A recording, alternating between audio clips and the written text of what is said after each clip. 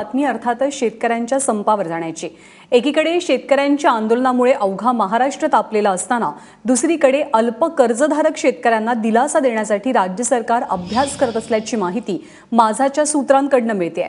ज्या शेतकऱ्यांचं नैसर्गिक आपत्तीमुळे किंवा दुष्काळामुळे नुकसान होऊन कर्ज थकलेलं आहे त्या शेतकऱ्यांचं कर्ज माफ करून त्यांना नव्यानं कर्ज मिळवून देण्याचा प्रयत्न सरकार करत असल्याची माहिती सूत्रांकडून मिळते आणि याद्वारे महाराष्ट्रातल्या 31 लाख शेतकऱ्यांना दिलासा मिळण्याची शक्यता आहे।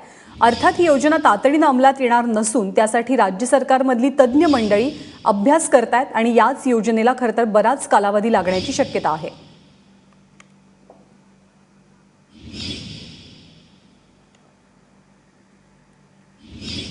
आणि या सगळ्या संदर्भात आपण बातचीत करूया। आपले 3 ठिकाणाहून प्रतिनिधी आपल्या सोबत आहेत। उस्मानाबादला जाऊयात, राहुल कुलकर्णी आपल्या सोबत आहेत। राहुल, खरं तर ही खूप मोठी बातमी म्हणावी लागेल की सरकारचा असा प्रस्ताव विचाराधीन आहे।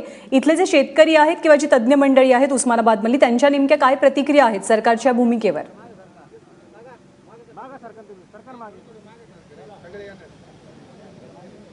ज्ञानदा, सगळ्यात मोठी बातमी आपण ब्रेक करतोय। आधी तर आपण ही बातमी सांगूया की सरकारच्या दरबारी काय विचार सुरू झाला। विशेषतः मुंबई, पुणे आणि ठाणे या शहरामध्ये सरकारने विचार केला नव्हता अशा पातळीवरती कोंडी होत असताना काल रात्रीपासून सरकार दरबारी एक विचार सुरू झालेला आहे।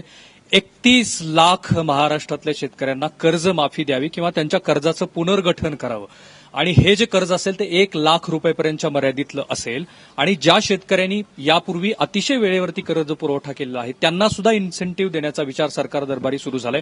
यातली आजची सगळ्यात महत्वाची बातमी अशी आहे की खरं तर जीएसटीचं जेव्हा अधिवेशन सुरू झालेलं होतं तेव्हाच मुख्यमंत्र्यांनी सहकार विभागातले सचिव, अवर सचिव, कॅबिनेट दर्जाचे सगळे मंत्री या सगळ्यांना विधिमंडळामध्ये उपस्थित ठेवलेलं होतं की जर विरोधकांनी फार सरकारला वेठीला धरलं तर त्याच वेळेला म्हणजे जीएसटी अधिवेशन सुरू होतं त्याच वेळेला या कर्ज रिशेड्युलिंगची घोषणा होणार होती।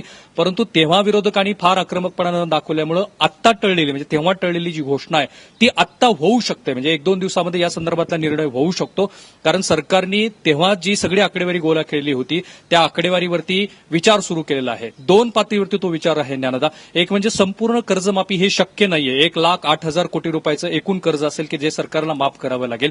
त्याऐवजी गेल्या 1.5 महिन्यामध्ये सरकारने वेगवेगळ्या जिल्हा बँकेकडून जी माहिती एकत्रित केली आहे त्या माहितीनुसार 31 लाख शेतकऱ्यांना महाराष्ट्रातल्या 1 लाख रुपयापर्यंत जर कर्ज माफ करायचं असेल तर साधारणपणे 30,000 कोटी रुपयाची राज्य सरकारला गरज आहे आणि ज्या उत्स्फूर्तपणे शेतकरी संप महाराष्ट्रामध्ये सुरू झालाय ते पाहता आता राज्य सरकारसमोर या दृष्टीनं विचार करण्याशिवाय कोणताही पर्याय उरलेला नाहीये की आता या 31 लाख शेतकऱ्यांना आपण जी जीएसटीच्या वेळेलाच खरं तर अनाउन्समेंट होणारी कर्जमाफी होती त्या दृष्टीनं आता प्रयत्न करावा का।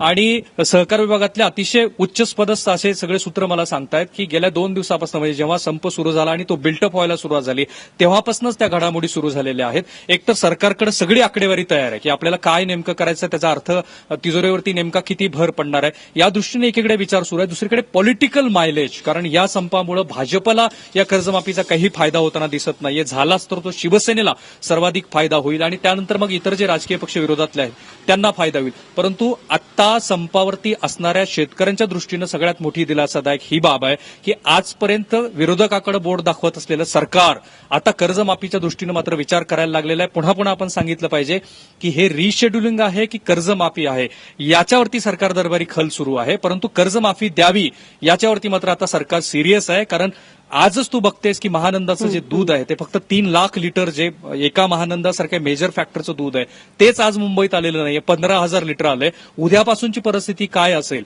आणि दुसरा मुद्दा जो सरकार दरबारी चर्चेला जातोय तो म्हणजे शेतकऱ्यांची संवाद साधायचा, तर तो नेमका कुणाशी संवाद साधायचा? कारण आज मराठवाड्यातली अनेक गावं आज गावांची संख्या वाढली आहे। मराठवाड्यातल्या गावांची संवाद साधायचा तर तिथे वेगळ्या लोकांना बोलवावं लागेल।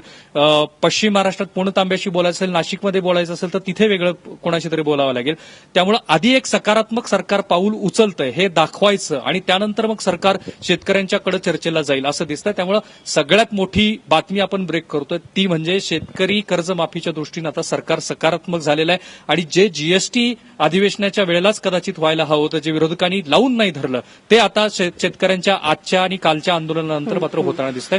31 लाख शेतकऱ्यांना कर्जमाफी किंवा त्यांच्या कर्जाचं रिशेड्युलिंग अशा अर्थाने की पुन्हा त्याने नव्यानं कर्ज त्यांना घेता येईल अशा खऱ्या अर्थाने तर सरकार विचार करते ज्ञानदा? नक्कीच माझाची खूप मोठी आणि सगळ्यात मोठी ब्रेकिंग आहे आत्ताची, ती म्हणजे अल्प कर्जधारक शेतकऱ्यांना दिलासा देण्याचा राज्य सरकारचा प्रयत्न आहे. त्यावरती राज्य सरकारचा अभ्यासही सुरू आहे.